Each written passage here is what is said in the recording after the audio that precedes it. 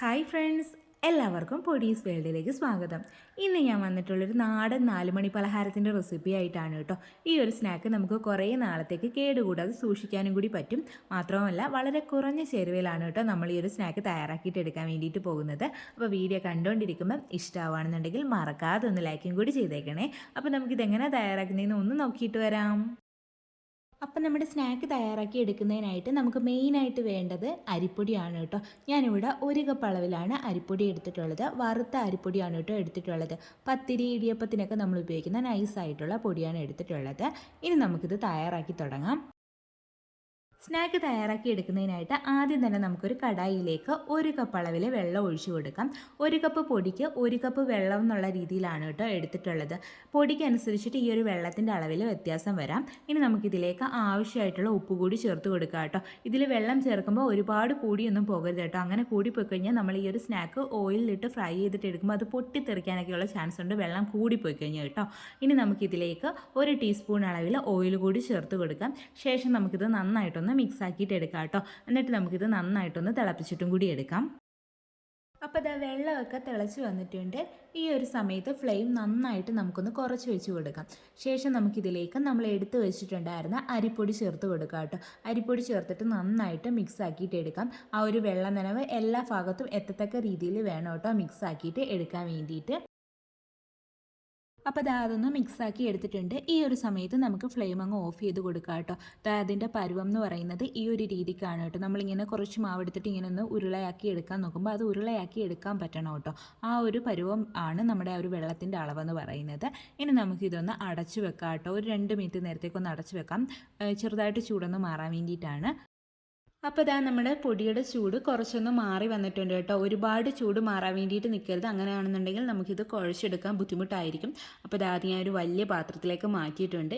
ഇനി നമുക്കിതൊന്ന് കുഴച്ചിട്ടെടുക്കാം കേട്ടോ. കുഴച്ചെടുക്കുന്നതിന് മുന്നേ സാധാ വെള്ളം ഉണ്ടല്ലോ, ആ ഒരു വെള്ളത്തിൽ നമ്മുടെ കൈ ഒന്ന് ഡിപ്പ് ചെയ്തതിന് ശേഷം ആ ഒരു വെള്ളമൊക്കെ കുടഞ്ഞ് കളഞ്ഞിട്ട് ഒന്ന് കുഴച്ചിട്ടെടുക്കുകയാണെന്നുണ്ടെങ്കിൽ നമ്മുടെ കയ്യിൽ അത്രയും ചൂട് അറിയത്തില്ല കേട്ടോ. നമുക്ക് കുഴച്ചിട്ടെടുക്കാൻ വേണ്ടി പറ്റും.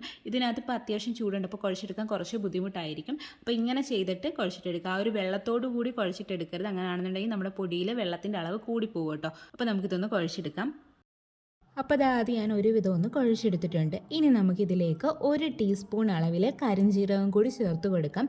കരിഞ്ജീരകമൊക്കെ ചേർത്ത് കൊടുക്കുമ്പോൾ ഒരു പ്രത്യേക ടേസ്റ്റാണ് കേട്ടോ നമ്മുടെ ഈ ഒരു സ്നാക്കിന്. പിന്നീട് നമുക്കിതിലേക്ക് മുട്ട കൂടി ചേർത്ത് കൊടുക്കാം. ഞാനിവിടെ എടുത്തിട്ടുള്ളത് 1 മുട്ടയാണ് കേട്ടോ. ഏറ്റവും ചെറിയ 1 മുട്ടയാണ് എടുത്തിട്ടുള്ളത് കേട്ടോ. ഇത് നന്നായിട്ടൊന്ന് അടിച്ച് പതപ്പിച്ചെടുത്തിട്ടുണ്ട്. ഇതുകൂടി നമുക്ക് ഒഴിച്ചു കൊടുക്കാം കേട്ടോ. കുറച്ചായിട്ട് ഒഴിച്ചു കൊടുത്തിട്ട് നല്ല സോഫ്റ്റ് ആക്കിയിട്ട് അങ്ങ് കുഴച്ചിട്ടെടുക്കാം. ഇടിയപ്പം മാവിനൊക്കെ നമ്മൾ കുഴച്ചെടുക്കത്തില്ലേ, ആ ഒരു രീതിക്ക് വേണം കുഴച്ചിട്ടെടുക്കാൻ വേണ്ടിയിട്ട്. ആ ഒരു മുട്ടയും അരിപ്പൊടിയും എല്ലാം നന്നായിട്ട് യോജിച്ച് കിട്ടണം കേട്ടോ. അതുപോലെ നമുക്ക് നന്നായിട്ട് കുഴച്ചിട്ടെടുക്കാം. എനിക്കിവിടെ ആ ഒരു മുട്ട ഫുള്ള് വേണ്ടി വന്നു കേട്ടോ. ചെറിയ മുട്ട ആയതുകൊണ്ടാണ് 1 മുട്ട ഫുള്ളായിട്ട് ഞാൻ എടുത്തിട്ടുള്ളത് കേട്ടോ. ഇപ്പോൾ എല്ലാവർക്കും അങ്ങനെ ആയിരിക്കണം എന്നില്ല. വലിയ മുട്ടയൊക്കെ അനുസരിച്ചിട്ട് ഈ ഇത്രയും അളവ് വേണ്ടായിരിക്കും കേട്ടോ. 1 മുട്ട ഫുള്ള് വേണ്ടായിരിക്കും. അപ്പോൾ കുറച്ച് ഒഴിച്ചിട്ട് നോക്കുക, കുഴച്ച് നോക്കുക. അപ്പോൾ നമുക്ക് മനസ്സിലാവും എത്രത്തോളം മുട്ട വേണമെന്ന്. അത്രയും ഒഴിച്ചു കൊടുത്താൽ മതിയാവും. ആദ്യം തന്നെ 1 മുട്ട ഫുൾ എടുത്ത് ഒഴിച്ചു കൊടുക്കരുത് കേട്ടോ. കുറച്ച് ഒഴിച്ചിട്ട് കുഴച്ച് നോക്കുക. അന്നേരം നമുക്ക് മനസ്സിലാവും എത്രത്തോളം വേണ്ടി വരുമെന്ന് കേട്ടോ. ഇത് നമുക്ക് നന്നായിട്ട് കുഴച്ചിട്ടെടുക്കാം. അപ്പോൾ നമ്മുടെ മാവ് ഇവിടെ ഞാൻ നന്നായിട്ടൊന്ന് കുഴച്ചെടുത്തിട്ടുണ്ട്. ഇനി നമുക്കിതൊന്ന് ഷേപ്പ് ചെയ്തിട്ട് എടുക്കാം കേട്ടോ. ഇതുപോലെ കുഞ്ഞുരുളയാക്കി എടുത്തിട്ട് ഇത് നമ്മുടെ കയ്യിൽ വെച്ചിട്ട് ജസ്റ്റ് ഒന്ന് പ്രസ് ചെയ്തിട്ട് എടുക്കുക കേട്ടോ. അപ്പോൾ ഈ ഒരു ഷേപ്പിൽ എല്ലാതും ആക്കിയിട്ട് എടുക്കുക കേട്ടോ. എല്ലാതും ഒരേ വലിപ്പത്തിലാക്കിയിട്ട് എടുക്കുന്നതായിരിക്കും നല്ലത്. അതാകുമ്പോൾ എല്ലാതും ഒരേ രീതിക്ക് കുക്കായി കിട്ടും കേട്ടോ. വലിയ വലിപ്പത്തിലൊന്നും ആക്കിയിട്ട് എടുക്കരുത്. അങ്ങനെയാണെന്നുണ്ടെങ്കിൽ ഇത് കുക്കായി കിട്ടാൻ കുറേ സമയം എടുക്കും. മാത്രമല്ല നല്ല രീതിയിൽ ക്രിസ്പി ആയിട്ടൊന്നും കിട്ടത്തില്ല കേട്ടോ. ഈ ഒരു സൈസിൽ തന്നെ ആക്കിയിട്ട് എടുക്കാൻ വേണ്ടിയിട്ട് നോക്കണേ. അപ്പോൾ ബാക്കിയുള്ളതെല്ലാം ഞാൻ ഇതുപോലെ ഒന്ന് ആക്കി എടുക്കട്ടെ. അപ്പോൾ അതെല്ലാതും ഞാനിവിടെ റെഡിയാക്കി എടുത്തിട്ടുണ്ട്. ഇനി നമുക്കിതൊന്ന് ഫ്രൈ ചെയ്തിട്ട് എടുക്കാം കേട്ടോ. അതിനായിട്ടൊരു ഫ്രൈയിങ് പാനിൽ കുറച്ച് ഓയിൽ ഞാൻ ചൂടാക്കാൻ വേണ്ടിയിട്ട് വെച്ചിട്ടുണ്ടായിരുന്നു. ഓയിലൊക്കെ നന്നായിട്ട് ചൂടായിട്ട് വന്നിട്ടുണ്ട്. ഈ ഒരു സമയത്ത് നമ്മൾ റെഡിയാക്കി വെച്ചിട്ടുണ്ടായിരുന്ന ആ ഒരു സ്നാക്ക് ഇതിലേക്ക് ഇട്ട് കൊടുക്കാം കേട്ടോ. ഇട്ട് കൊടുക്കുമ്പം നമ്മുടെ ഫ്ലെയിം ഒരു ലോ ടു മീഡിയം ഫ്ലെയിമിലേക്ക് മാറ്റണം കേട്ടോ. എന്നിട്ട് നമുക്കങ്ങ് കുക്ക് ചെയ്തിട്ട് എടുക്കാം. ഇട്ട വശം തന്നെ ഇത് മിക്സ് ചെയ്ത് കൊടുക്കാനൊന്നും പോകരുത് കേട്ടോ. അങ്ങനെ ചെയ്യുകയാണെന്നുണ്ടെങ്കിൽ ഇത് പൊട്ടിപ്പോകും. ഒരു ഇത്തിരി നേരം കഴിഞ്ഞതിന് ശേഷം മാത്രം ഇതൊന്ന് മിക്സ് ചെയ്ത് കൊടുത്താൽ മതിയാവും കേട്ടോ. ഇതിങ്ങനെ കൂടി കിടക്കുന്ന കണക്കിരിക്കും. അതൊരിത്തിരി കഴിയുമ്പോഴത്തേക്ക് ഇങ്ങനെ വിട്ട് വരും കേട്ടോ. അപ്പോൾ ഇതാ നമ്മുടെ സ്നാക്ക് എല്ലാതും ഒന്ന് വിട്ട് വന്നിട്ടുണ്ട്. ഈ ഒരു സമയത്ത് നമുക്കിത് മിക്സ് ചെയ്തിട്ട് കൊടുക്കാം കേട്ടോ. അങ്ങനെ തിരിച്ചും മറിച്ചുമൊക്കെ ഇട്ടിട്ട് നമുക്കിതങ്ങ് കുക്ക് ചെയ്തിട്ട് എടുക്കാം. ഇതൊന്ന് ക്രിസ്പി ആയിട്ട് കിട്ടാൻ വേണ്ടിയിട്ട് ഒരു 4-5 മിനിറ്റൊക്കെ എടുക്കും കേട്ടോ. കുറച്ച് സമയം പിടിക്കും ഇതൊന്ന് കുക്കായി കിട്ടാൻ വേണ്ടിയിട്ട്.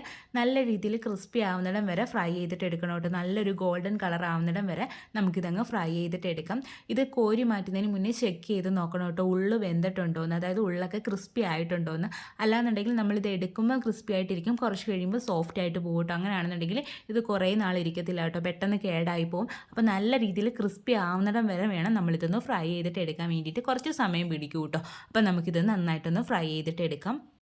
അപ്പോൾ ഇതാ നമ്മുടെ സ്നാക്ക് എല്ലാം അതുകൂടെ റെഡി ആയിട്ട് വന്നിട്ടുണ്ട്. നല്ല രീതിയിൽ ക്രിസ്പി ആയിട്ട് വന്നിട്ടുണ്ട് കേട്ടോ. അതുപോലെ തന്നെ നല്ലൊരു കളറും ആയിട്ടുണ്ട്. എൻ്റെ ക്യാമറയ്ക്കകത്ത് അത്രയും ഒരു കളർ കാണിക്കുന്നില്ല കേട്ടോ, കുറച്ചുകൂടി കളർ ഉണ്ട് കേട്ടോ നമ്മുടെ ഈ ഒരു സ്നാക്കിന്. ഇനി നമുക്കിതൊന്ന് കോരി മാറ്റാം കേട്ടോ. അപ്പോൾ ഇതാ നമ്മുടെ സ്നാക്ക് ഇവിടെ റെഡി ആയിട്ടുണ്ട്. 1 കപ്പ് അരിപ്പൊടിയും 1 മുട്ടയും വെച്ചിട്ട് നമുക്കൊരു പാത്രം നിറയെ പലഹാരം ഇവിടെ കിട്ടിയിട്ടുണ്ട് കേട്ടോ. ഇത് നമുക്ക് സ്റ്റോർ ചെയ്ത് സൂക്ഷിക്കാനും കൂടി പറ്റും. മെയിനായിട്ടൊരു 3-4 ഇൻഗ്രീഡിയൻസ് മാത്രം മതി കേട്ടോ ഇതൊന്ന് റെഡിയാക്കിയിട്ട് എടുക്കാൻ വേണ്ടിയിട്ട്. പിന്നീട് ഇത് ആകപ്പാട് ഒരിത്തിരി ടൈം എടുക്കുന്നതെന്ന് വെച്ചാൽ ഇതൊന്ന് ഷേപ്പ് ചെയ്തിട്ട് എടുക്കുന്നതിന് വേണ്ടിയിട്ടാണ്. അപ്പോൾ എല്ലാവരും ഇതൊന്ന് ട്രൈ ചെയ്ത് നോക്കണേ. വീഡിയോ ഇഷ്ടമാവുകയാണെന്നുണ്ടെങ്കിൽ മറക്കാതെ ഒന്ന് ലൈക്കും കൂടി ചെയ്തേക്കണേ. നല്ല ക്രിസ്പി ആയിട്ടുള്ള നല്ല ടേസ്റ്റി ആയിട്ടുള്ളൊരു ഈവനിങ് സ്നാക്കാണ്. കുട്ടികൾക്കൊക്കെ തീർച്ചയായിട്ടും ഇഷ്ടപ്പെടും. അപ്പോൾ എല്ലാവരും തയ്യാറാക്കി നോക്കിയിട്ട് ഫീഡ്ബാക്ക് പറയാൻ മറക്കല്ലേ. വീണ്ടും നല്ലൊരു വീഡിയോ ആയിട്ട് വരാം. Thanks for watching.